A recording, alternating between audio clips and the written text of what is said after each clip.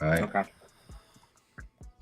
We are officially live. What's up? Those of you who are joining just from the college basketball show, thank you for sticking with us. We're going 8 NBA games. Got Ski on, comes on every Wednesday. And we disagree on the last game, so I'm excited for that one. I got to put Ski's Laker ass in his place later. But I was watching. I caught most of your show, and we are in agreement in mostly. We're thinking similarly in most of the games. Just that last one. But we'll get to that. The first one, actually, I have a weird bet. So you know what? Let's just go ahead and get it started. Prop Beaver Joe was just telling us before we went live that he has, what was it, a turnover and steal parlay? Yep, we're getting gross today. We're getting into the weeds today. You know, first winning day in a while. I'm hungry. You got to dig deep sometimes. A turnover steal parlay. Okay, so let's get the poll rolling. And all right, I'm going to go first because my bet's weird. And I know a lot of people are probably leaning under on this. And they would look at this team total and think definitely under for the Wizards. But I'm going Washington. Did you give me a graphic for Washington team total over?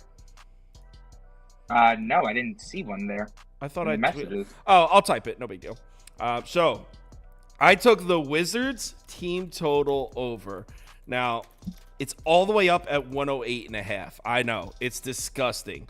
But you got Orlando on a back-to-back here against a Wizards team that runs the floor more than anyone else in the NBA. I believe in the full season, they're first in pace. That's what the Wizards do. They run the fast break. Also, both teams have been slowly increasing as far as pace. In the last 5 games, even the Magic are 21st in pace, which is not normally how the Orlando Magic play basketball. But I think the last thing the Magic want to do is run up and down the court, and that's what the Wizards are going to make them do. Also, turnover, protecting the basketball is an issue for Orlando. Not that Washington really rips turnovers. But I'm seeing bucket for bucket on both sides. And I wanted to bet the Wizards +7, but the Wizards at home, I mean, I don't even think I need to go into it. You already know what the Wizards at home is. I wanted to bet the Wizards +7, but I know that everyone's going to hate the shit out of this bet. I put a few dollars on it. I'm in on Washington team total over at 108.5. And if you look, all right, couple things here. I'm going to pull it up so I can show you exactly. Don't want to misspeak. All right, so Orlando on these back-to-back with a travel. We saw them go on the road to Dallas. They gave up 131 points when they had a back-to-back with the travel. Then we saw they had to travel back-to-back and travel to Atlanta. They gave up 109 points. It got blown out. So in these back-to-backs where Orlando has to travel, maybe they get a little lackluster on the defensive end against a Wizards team that wants to run the floor. It's a disgusting bet. I've already spent too much time talking about it, but I'm on the Wizards team total over. I know Ski. I know on your show you said you didn't really like this game, Ski.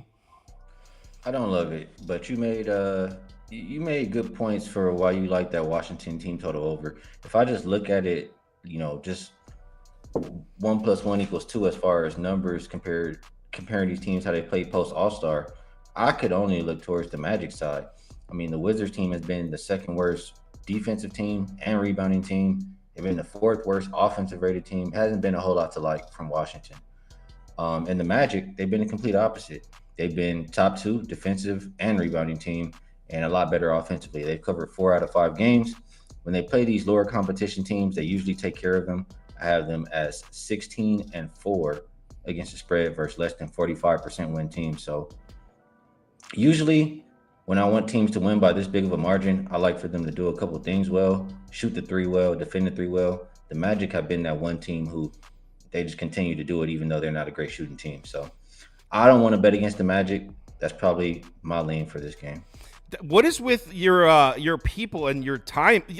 So Ski can be on time. He just doesn't want to be. I tuned in for the beginning of Ski's show today, and started 6. It was like 6 minutes. It was not that late.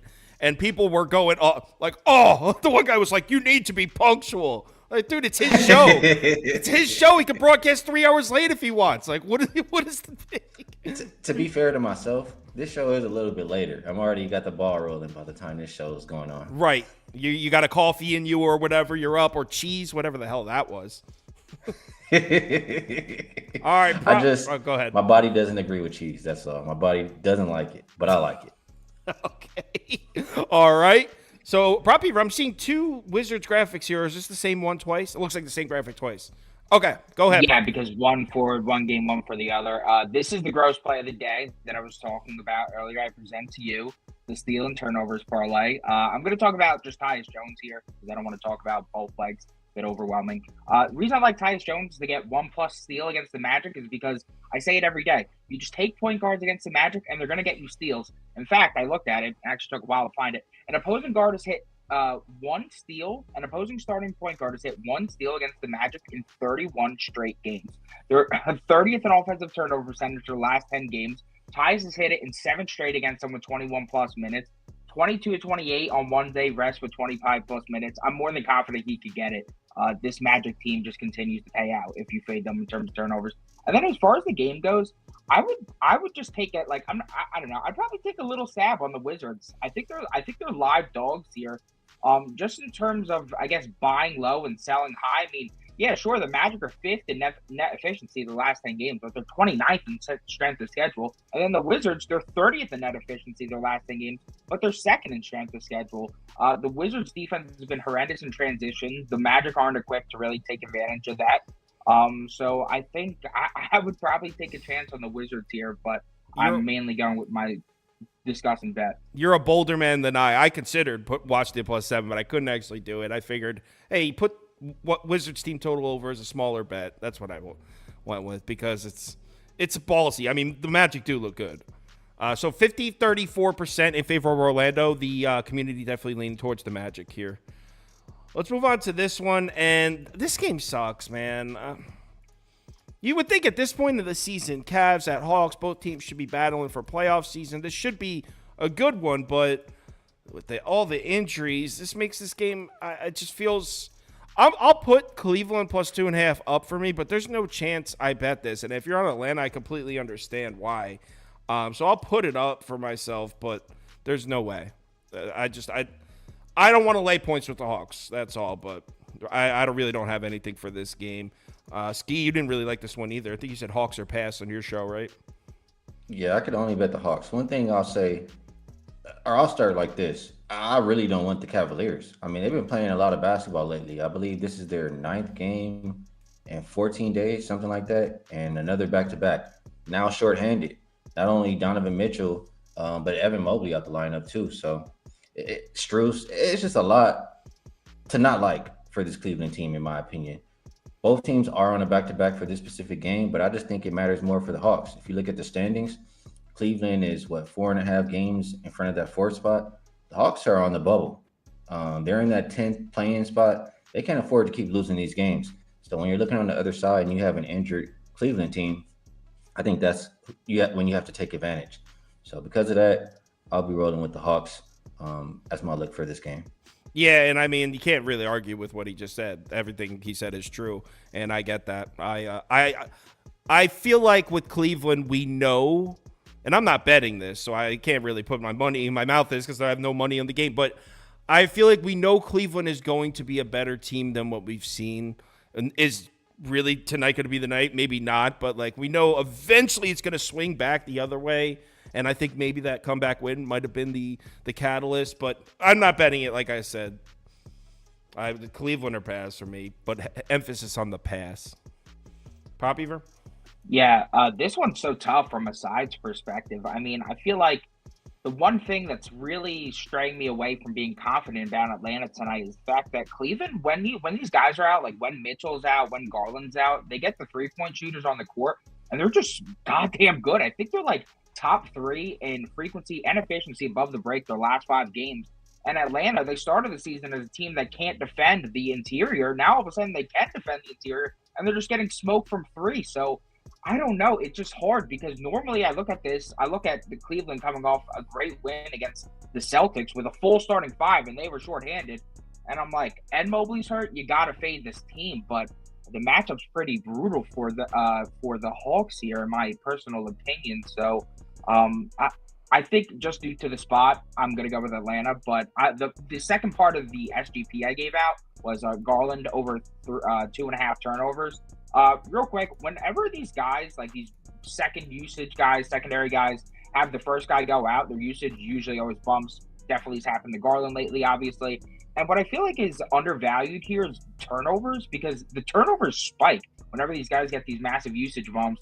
And he's over in 8 and 9 games without Garland this year, over 3 and 3 on the road without Donovan Mitchell this year. Strus is out as well, and Mobley's out. So he's likely in for even more usage. And he had 30+% his last 2 games. With 30% plus usage, Garland's 8 and 2 to the over this season, 19 and 9 since 2022, 7 and 0 against Atlanta when he has 25% plus usage, averaging 4.6. So I just think at the plus money, I'm gonna rely on the defense. That's been paying out for me. So relying on defense. Someone said it's Deion Sanders night in Atlanta. No way the Hawks lose. That's not really a thing. That's been a trending theme where people put fake nights in there.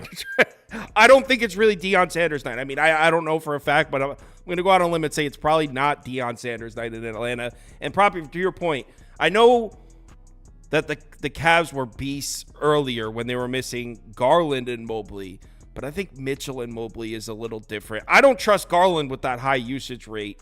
So I know that, like, I get what you were saying on that, and it definitely makes sense, and the numbers line up, but I don't know if I trust Garland with the super high usage rate like I would trust Mitchell. So that's what really is keeping me off here. I'm not a... In terms of what? Like turning the ball? Well, you were saying, before you got into your Garland plus 3 turnovers, when you were talking about you would lean towards Cleveland because the Cavs were covering without Mobley earlier in this. And that's true. No, but it was Mobley and Garland missing. Now it's Mobley and Mitchell, which I think hits harder. I was mixing up my words. I was rambling. I would lean Atlanta. The one thing that I also want to point out is that Darius Garland, I was looking, Atlanta's horrible in transition, right? They're one of the worst transition defenses in the league. Donovan Mitchell's first in transition field goal attempts per game, and I believe he's third in points per game. He's out, and Darius Garland's really bad in transition, like amongst the lowest in terms of field goal percentage, effectiveness. So I just think that Atlanta here would be the side. You guys both like Atlanta? Yeah. Eta! Did you bet this? Should I bet the Hawks? No. I like my bets. I'm not changing anything. All right. I didn't bet Cleveland, though, and... If it makes you feel better, I haven't bet Atlanta yet. You're not actually in on it? Okay. All right. So next up, Memphis at Philly. And actually, I added this because Ski liked it. If you guys on my website, I posted my bets, and at the bottom I said, I'm also leaning towards Memphis, not sure yet. About 10 minutes after that, I was watching Ski's show. He likes Memphis. So I said, screw it, and added Memphis to my site as well. So Ski was the final push to get my bet down on the Grizzlies. So I'll let him go first, but I'm in agreement with them. So go ahead, Ski. I'll start from the Philly side. This is another team where I don't think it's a whole lot to like. For one, they're at the rest disadvantage on the back-to-back. They've covered one of their last 5 games, not really playing good basketball. And post-All-Star, they're bottom 5 defensive rated team. In my mind, if you can't get stops, like I always say, how can I expect you to win by any kind of a margin? They're also without Maxey, who's in, concussion protocol or whatever you want to call it, and Embiid as well. They played 5 games without both of those guys. They haven't won one. And even when just Embiid was out and it was Maxey, they've been looking rough. On the flip side, you have a Grizzlies team who is going to play hard no matter what. They've covered 6 of their last 9 games. And something that I like playing on bad teams when they come off a win, especially when you got some rest advantage. So that's a scenario for the Grizzlies today. You give me the team playing the better defense, more motivated, more hungry in my mind. I'll back them every time. Grizzlies plus 5.5. Yeah, same. In agreement. And like he said, they're 0-5 without Maxey and Embiid, 0-6 without Maxey, period. And what you said on your show that really pushed me over, you said you were talking about who's playing point guard on the second unit for Philly in this game. I think, or something. Let me pull it up. But you were talking, and we were like, I sat there and thought about it. I was like, who the hell is playing Lowry's point guard? out, Maxey's out. Yeah, who's handling the ball here for the Sixers? Kelly Oubre, is that the primary ball handler? Seriously, they got Campaign, but that's that's what I meant. But on the second unit, Campaign's going to play 30 minutes. Who else is handling the ball for this team tonight? I mean, there's a guy named Ricky Council here. Who the hell's that? So yeah, I like Ricky Council. Of course, you like Ricky Council. Of course, you know who Ricky Council is. I'm probably can tell you his stat line. All of his brothers are named Ricky Council. Fun fact. What do you mean? Swear to God. So he's Ricky Council the 4th. All 3 of his brothers are named Ricky Council, 1, 2, and 3. Wow. All right. So let me guess, you're on Ricky Council's over. No, I do like the Councilman, but not tonight. Actually, you know what? Now that Lowry's out, I actually may look at the Councilman. I will get back to you You're on that. calling later. him the Councilman. I do like the Councilman. He's nice and he attacks the rim, which has been the weakness for the Grizzlies lately. Yeah, I would agree with you guys. Nothing really to add to what you said. I mean, the Sixers team just stinks without Maxey and Embiid, and now they're without Lowry too. I mean, they have one distributor in his campaign who's not even that good of a distributor. Whoa, no need for campaign slander. I wanted him on the Knicks. Not that good of a distributor. I didn't say he's a trash ass passer or anything. I just said he's not a great distributor. I wanted him on the Knicks. Okay. All right, so we're all in Memphis. Yeah. And community looks like community agrees with us as well. I mean, not overwhelmingly, though. So there's some people out there in the comments that are betting Philly here. That, I mean, my only hesitation was the line almost looks a little, I don't want to say like, but like I thought this would be like 2.5, 3 without Maxey. I agree. So at 5.5, it's like what am I missing? But I'm taking it, Memphis. All right. Next game, Clippers at Rockets. Clippers. You have a move for this one, Prop Beaver? Yeah, I'm going with H-Town. I just think that the Clips are still being priced like a top 5 team, but they're performing like a middle of the pack team. And I also like the edge that Houston is emphasizing pushing the pace right now. Second in pace their last 5 games, 9th in transition frequency on the season. And this has been a massive weakness for this Clippers defense. They're 28th in transition efficiency defensively. And the Rockets, they're equipped to stop the Clippers' pretty potent transition offense. They're 9th frequency as well. So they have the edge on the transition game. It also have the edge on both sides of the glass. And the only edge that I really see for the Clippers is that they have the edge on both sides of the charity stripe. So we got 2 edges there compared to 1 for the Clippers. We're getting Houston at home, where they've been significantly better at covering the number. They've hit their last 4 or 5. The last 11 to 15 is home dogs. Even the Rockets, you may look at it and go, oh, well, they're only 3-8 straight up on 0 days rest. Still 6-4-1 against the spread. I think if this was like 4.5 or 3.5, maybe I'm second guessing, but 6.5, 7 points is just too much. I'll ride with the Rockets. Someone said it's Whitney Houston night in Houston tonight. Is she even from Houston? So Ski, I know Ski's on the Rockets too. He's on your side, Prop Beaver. I don't like what I'm seeing from this Clippers team. They haven't been playing good basketball. They've covered, I think, 3 of their last 11 games. They do have the rest advantage, but other than that, I mean, Rockets have been a much better defensive team lately. Rockets have been a better rebounding team, and they've been dominated at the house. As a home dog, I know they're 10-5 ATS, so catching these points, I don't think the game yesterday was too tough for them. I think they'll get up for this one. I will be looking at the Rockets plus the points. You both leaning towards Houston, and I definitely see your guys' point. I like what Prop Beaver said. The Clippers are still getting priced like a top 5 team, and they're playing like a mid-tier team. I thought that was like perfect way to describe it, and I did such a disgusting square parlay here. I almost don't even want to put it up. I'm a little embarrassed. I got the Bulls and Clippers moneyline parlay. I got it at plus 107. It was more a play on, like, I know all teams need games at this point of the season, but the Clippers really need to stop the bleeding. And against a Rockets team that I don't really think is very good. I know they're better at home, and I know they're capable of playing some defense. I think the Clippers are going to pull out the stops and make sure they secure the W here. I couldn't get on board with laying the points because I could just see the Clippers are one of those teams. I could just see it where they win by 3, but are in control. Then somehow it lands on 3 or 4. So I like the Clippers to win the game, and I also have the Bulls to win the game as well because what the hell's going on in Utah? They might be the worst team in the league, but we'll get to that in a second. But yeah, I got this at plus 107 last night. The lines haven't moved that dramatically, so I'm sure you could probably still get it around that price if you want to tail that disgusting parlay. Our poll is, dead even. 46%, 46%. So community is split down the middle on Clips or Rockets. Let's move on to the next one. It's Harden Tribute Day tonight. Just keep that in mind. Is it really? No. Oh my God. Well, I can't even keep up because they've been throwing them crazy ones. No, I don't think so. Dude, the one time the guy got the chats, the guy got everyone so bad. He goes, I can't believe you guys are fading the Nets on Jay-Z night. And everyone was like, "Oh shit, is it?" Dude, he got us on the show. We were like, "Oh shit, it's Jay-Z night." Like we. No. I hope. All right, so it's Bulls at Utah. This line was crazy. So when I was recording the video last night, it was at 2. And I was like, all right, I like the Bulls at 2. Didn't bet it. Then I record the video, and as I'm recording it, I look, it's up at 5. And now it's back down to 4. So this line kind of a little bit, oh, I typed the poll wrong. This line kind of did a little bit of like a roller coaster action here. Prop Beaver, you're not taking the Jazz, are you? No, I mean, the franchise is utterly pissed at this point. But I am doing an SGP. I'm on my SGP wave today, so I got 2 parlays today. A builder. This one I'm going, a builder of sorts, the Bulls builder, the big bull builder. The big bull builder. All right, go ahead.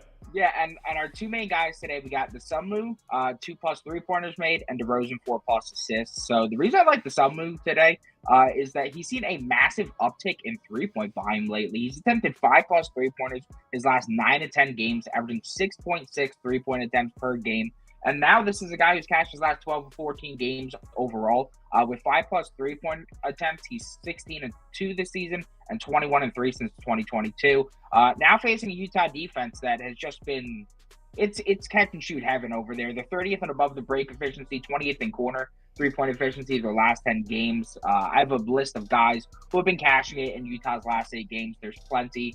I was even tempted to take his over 2.5 or a half unit at +170. I think this is the better route. This is the safer route. DeRozan, he's had 4+ assists in 9 straight, 4+ assists in over 80% of his games this year.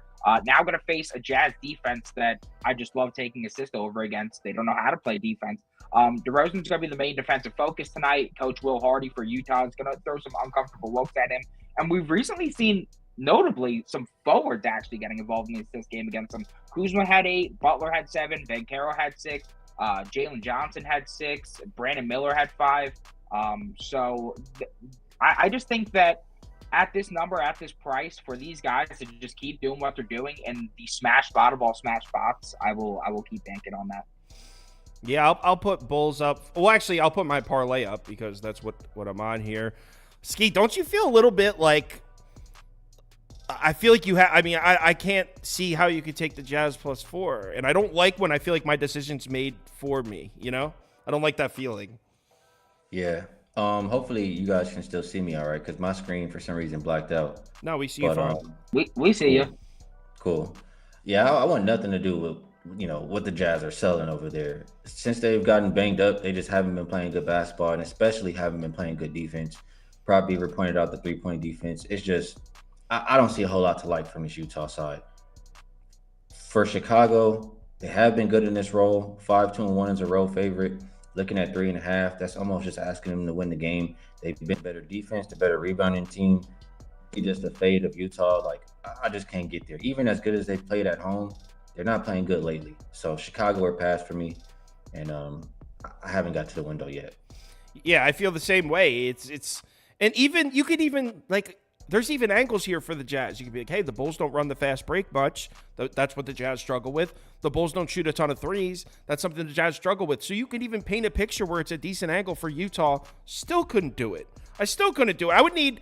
I swear I would need 10 here to consider it. Like, this is crazy how bad the Jazz are. So I'm a little scared. That's why I put down this parlay, because I feel that the Bulls are going to get this win. The Jazz are too shitty, but I'll play it safe.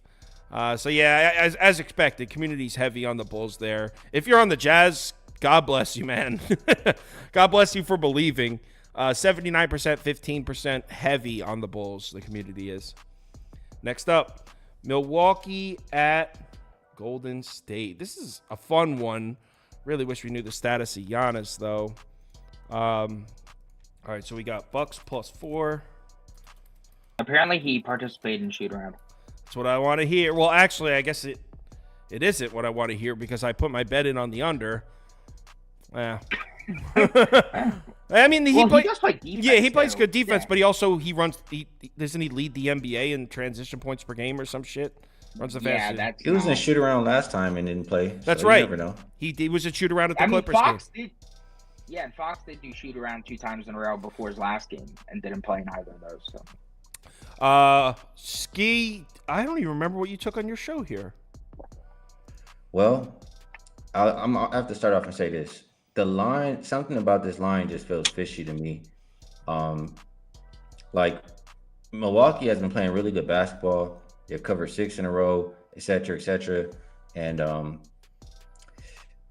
for that reason, I think that they can still be competitive in this game. Golden State is at the rest advantage.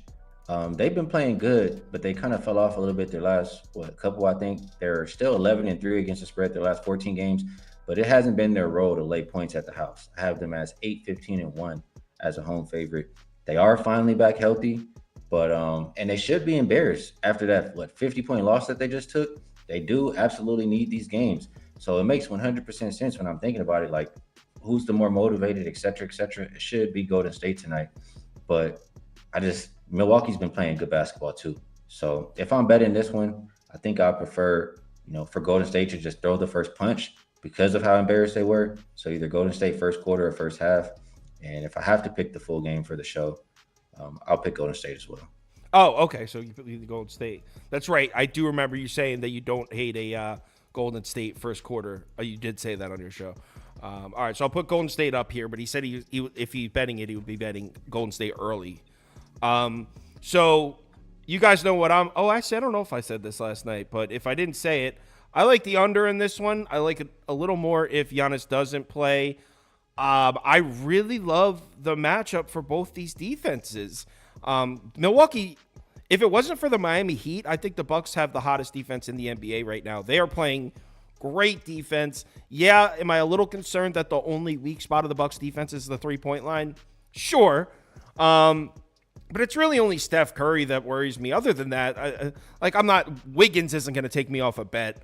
It's really just, could Steph go absolutely nuts and kill me? Yeah, but this Warriors team doesn't run out in transition much. Neither do the Bucks, really. They're pretty middle of the pack in fast break frequency. They're good at it when they do run it. But if Giannis doesn't play, I think I'm good money with this under. Because if you take the fast break element away from Milwaukee, I think both defenses are going to show up. If he does play, I'm still in play here with the under, but it feels like more of a coin flip. I don't know how much value the ticket has, but I'm already in. I already bought in on this. If I was forced to pick a side, I guess I would take the Bucks, and that's where I'd like to be. But if it wasn't for the stupid 50-point loss, I'd bet the Bucks here. But that makes how do you bet? How do you fade the Warriors coming off that at home in front of their home crowd against like a good team that they're going to be pumped to play against? So I see people's points that are taking Golden State. I want to get on Milwaukee, but I'll just stick with my under ticket. If Giannis doesn't play, I'm really comfortable in my position. If he does play, we'll see what happens. Prop Beaver? Yeah, I think this is a fun game, but I'm just not seeing much value. I feel the same exact way as you, Kyle, because I actually like this angle for the Bucks, but coming off a 50-point loss, how do you fade that team? I mean, that's just the spot. If you're going to bet sports, I feel like you got to back the teams off those insane losses. And then, I don't know. Also, the Buck came off. It was kind of a bit of a miraculous comeback at the end of that one as well. So it was awesome. Like, from a spot perspective, it's just not great for Milwaukee. So, yeah, that's a pass for me. Someone just said Prop Beaver looks like that mailman that sells pot. I used to work at the post office. They might be right. When you worked at the post office, was the guy selling weed? Did he look like that? It was pretty close. That's funny shit. All right, so let's move on to OKC at Portland. And I like that stat the guy dropped on your show, Ski. He said Oklahoma City on the road laying double-digit points. Was it 0-4 or something? Yep, 0-4. 0-4 against the number, Oklahoma City, when laying double-digit points on the road. Something. It's something. And you know what? I'll go first because it'll only take me about 2 sentences here. I lean Portland. Didn't bet it. Probably not going to bet it, but it feels just like the Portland at Minnesota game, which was just a couple nights ago. And if you guys remember, my exact words were, I'm not laying this number with Minnesota. The only way I'd go with Portland. And everyone was like, you're crazy for that. They covered. This Portland, if it wasn't for the injuries, I would take Portland plus 9 here, or whatever this number would be without the injuries. Probably plus like 7.5. This will be Portland or pass for me. I don't think Oklahoma City should be laying this many points on the road. That's just plain and simple for me. But I'm not betting it. So, anyone have a move here? I'll say this. That stat that was on my show, that kind of takes me off of even thinking about OKC. Just, if they can't win by double digits on the road, I don't want to expect them to do it here. This Portland team kind of showing a little bit of life lately. They've covered, I think, 3 games in a row. I was also on them in that last one. I think it's a little bit different. That last one, I didn't really think Minnesota would care at all. I do think OKC is one of those hungry teams who's not overlooking anybody and just wants to prove like they're at the top. So it's tough for me. They've already beaten this team by big margins a couple times this season. Gun to my head, if I have to play it, I will go with OKC just because I've seen them destroy this team a couple times already. Gun to his head, he would take Oklahoma City. Prop beaver, gun to your head. Well, we don't need to put a gun to your head because there's a prop here, actually. Yeah, gun to my head. I'm taking Shai Gilgeous-Alexander's rebound under at 6.5. I just think it's perfect. Prop beaver, your mic sounds really weird right now. I don't think your mic's coming in through this. I think it's coming in through your computer, by the way. Oh, my Lord. It's all right. Just go ahead. We can hear you. It's fine. Okay. Well, I think this is a perfect sell high spot for SGA. He's had some intense matchups lately, going over his last 3 or 4. But while this is technically a rival, I would consider a rivalry. I mean, the Portland Trailblazers are 2-9 against the spread. Their last 11 against OKC. 2-6 against the spread. Their last 8 at Portland against OKC. And OKC is a 13.5-point favorite. Now, I do think the Blazers are a bit scrappy, but they are missing a ton of guys. We don't know if even Jeremy Grant's going to play today. Ayton's doubtful now. And SGA has flown under in blowouts. He's gone under 19 to 25, 10-plus point wins overall this season, and 8 and 9 on the road, averaging 4.3 rebounds per game. He's gone under 7 straight against Portland, and his last 3 trips at Portland, he had 2, 3, and 2 rebounds. The Thunder played a ton of games at a break. I think this is like their 8th game in 14 days or 13 days, something like that. So at a point, I mean, this is a game for rest for my guy SGA. Just score. No need to be aggressive on the glass here. Portland's been very good on the offensive glass. They are first in offensive rebounding rate over the last 10 games, and they've also allowed the fewest rebounds per game to point guards over the last 30 days. Add in the fact that this is a weak spot for SGA under his last 13 of 14 with 1 day rest on the road. I like the under here. Even at the vig, this is just too high. Yeah, so SGA under 6.5 rebounds. And yeah, go into the other screen and just see if you could switch your mic to the one here. It's definitely coming in through your laptop. And for some reason, it's gotten worse as a stream. Like, it was all right in the beginning, and it's gotten worse somehow. Now let's move on. Hold on. No, I can't hear you. You're muted, I think. You can't hear me? No, now I can. It's weird, though. All right, whatever. Let's move on to the last game. Kings on the road in L.A. Scoop is about to sell you. I mean, Scoop. Ski is about to sell you a load of Lakers bullshit here. The move is the Kings. And this is the game the Kings win, right? On the road, catching points. The Kings are that team that reminds you they're a good team just when you start to doubt that they are one. Right now, they're sitting in I believe, the 7th spot in the Western Conference. Let's not forget that last year they were the 3 seed. This is a team that can win a lot of regular season games. Regular season-wise, this is probably one of the best teams in the Western Conference, and they've gone through the gauntlet. Now, what Ski said on his live show was right. So I can't – it's probably not the most accurate way to count those 3 or 4 strong games before the All-Star break. I get that. But they still played some strong teams after the break as well. And the number that I think it throws me off is that the Kings have been struggling to protect the rim recently, which has been the strength of their defense. Usually it's a 3-point shot that has given the Kings problems. So I'm not going to let 5 or 6 games where the Kings are all of a sudden having problems protecting the basket when they were playing Minnesota, the Nuggets, on the road in both of those two. I just think there's some tough matchups in there that are skewing the numbers. I still trust this Kings defense on the interior. I think they're built to give the Lakers offense some problems, and the Lakers like to run the fast break just like the Kings do. I think we're going to see a lot of back and forth basketball on both sides here, but the Kings can defend the fast break slightly better than the Lakers. I like the Kings to win this one outright. And I know Ski's on his Lakers. I think you're on the wrong side here, Ski. Well, this is what I'll say about this one. My opinion on the Kings is I don't think they're that good. I think they, last year, I don't think we're going to see that Kings team again. I think they overachieved kind of deal. If you look at how they've been playing lately, they covered 4 out of their last 12 games. The games that they're actually winning or covering, they're taking advantage of teams who are shorthanded. I remember they played a Clippers team who was missing a star player, the Nuggets team who was either on a back-to-back or was missing players. And when they're playing teams at full strength, they're not winning. They're getting killed. So I just don't think they're that good. Just that simple for me. The Lakers, they do this all the time. Or at least LeBron teams, they do this all the time, where they kind of sleepwalk the first half of the season, and then the backstretch where it gets important, they kind of turn it up. They did it last year. The team and the guys are talking. They know all they got to do is make it to the playoffs. They've proven if you make it, you can get to the Western Conference. So I know they care about this game. It's extremely important. Seeds 5 through 10 are separated by 4 games.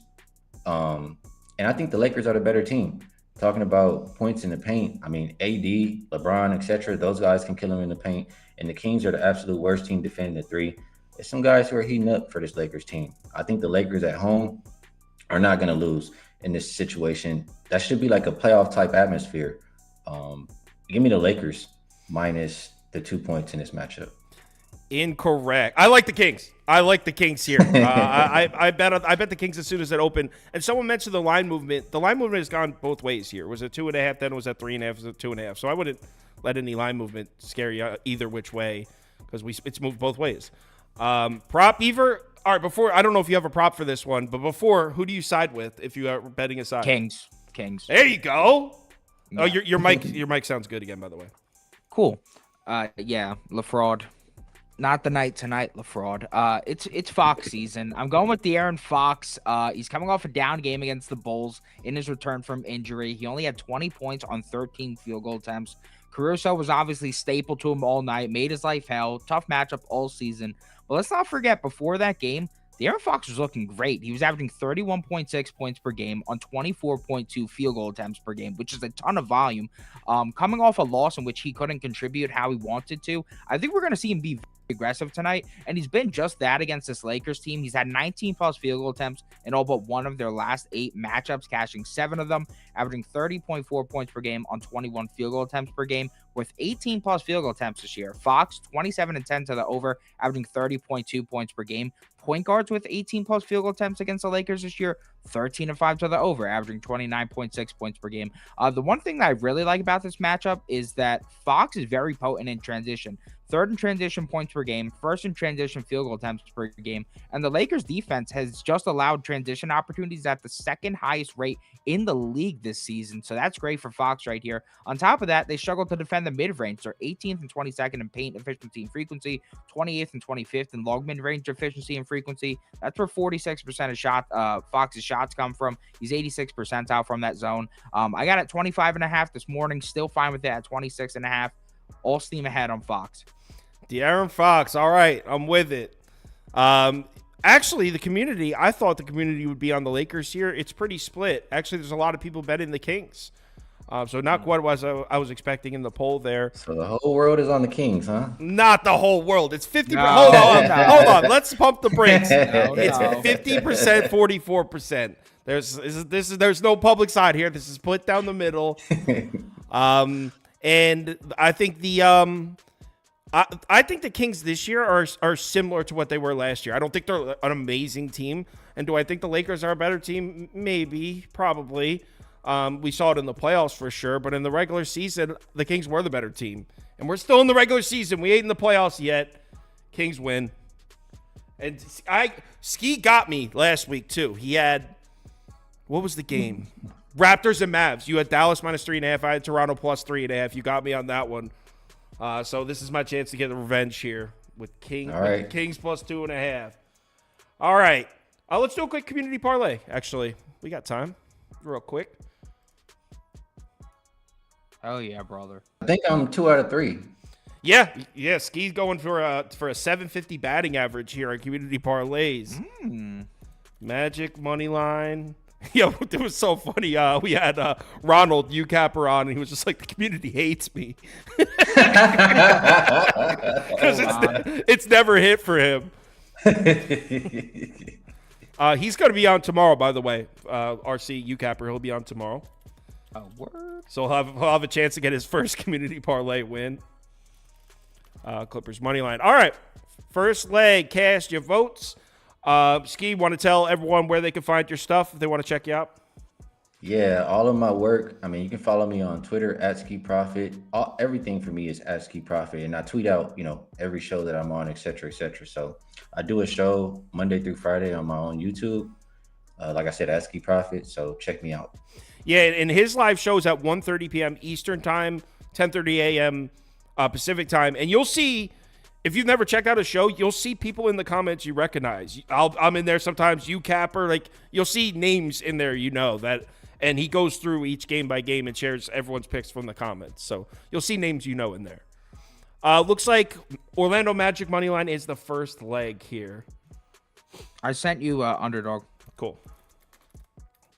Magic money line.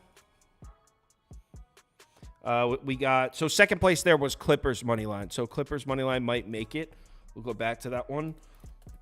I would almost guarantee Bulls money line is going to be in this one. Thunder, I guess we'll put Thunder money line in there. That's disgusting. And then Kings won the poll. So Kings money line is eligible to vote for.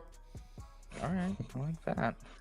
So you're telling me I'm going to be 2 and 4 on the community parlays. We'll see if they vote for it. But yeah, you're blinded by your favorite team here. Mm-hmm. There's a time to start betting the Lakers. We're still 6 weeks away. It happens to the best of us. This is the Kings night. It's Whitney Houston night in Houston. I can't believe dude said Whitney Houston. It's Bibby night in Sacktown. Bibby night. Yep. They're in LA. Oh, and by the way, speaking of that, the Sacramento Kings 7-1 against the number in their last 8 trips to LA to play the Lakers. They own that arena. They own that arena. Foxy loves playing in LA. He loves the crypto arena. He loves the spotlight. Well, it's been beef because that Lonzo and De'Aaron Fox thing, even after Lonzo's been gone, De'Aaron Fox just likes to stick it to the Lakers. Oh, perfect. I love that. I love a good grudge. You don't want to? You want me to change the graphic to Kings plus 2.5 for you? It's okay. Still time. Still time, bro. So Clippers money line, Hawks money line, Thunder money line, and Warriors money line. So Kings is not in it. Not enough people voted for Kings. So first and second place of this poll will finish out the community parlay. Ski's looking to go 3 out of 4. 750 batting average in community parlays would be seriously impressive. Would be very impressive. Meanwhile, Ronald can't get a single dub. Ronald got to come on and bunt tomorrow. Yeah, and the way he said it, like obviously he was joking, but like the way he said it sounded like he was hurt by it. He was like, "Yeah, no, there's some hurt in his heart." That's some funny shit. All right, for the fences tomorrow. We got 4. Yeah, tomorrow's a shot. Well, how many games are there tomorrow? I didn't even look at tomorrow yet. There's 6, I believe. Oh, nice. Okay, so smaller. Yeah. 7. Ooh. Kings play again tomorrow, by the way. Yeah, I know. So does Golden State. Boston, Denver. Ooh, Boston, Denver. That's cool. Miami, cool. Dallas on TNT in Dallas. Please tell me they're going to make the Mavs favorites there. I remember when I could take the under against the Heat. -5. You got to think everyone's going to come in on the Heat at +5, right? Well, I'm not laying with Dallas. Absolutely not. It is Clippers and Thunder, by the way. So Thunder, we got a seriously chalky selection in there. What does that come out to be? This is going to be like +180. Well, it's already at +199, and I didn't add the Thunder. But let's see what the Thunder does. It's -201. Well, +232. +232. We got a real chalky one here. Magic money line, Bulls money line, Clippers money line, Thunder money line plus 232. This is good, guys. 4 road favorites, 3 of them of 7 points or more. Tons of value in this one. Plus 232 is rough, man. We'll pull up Prop Beavers underdog real quick. Oh, actually, I gotta read.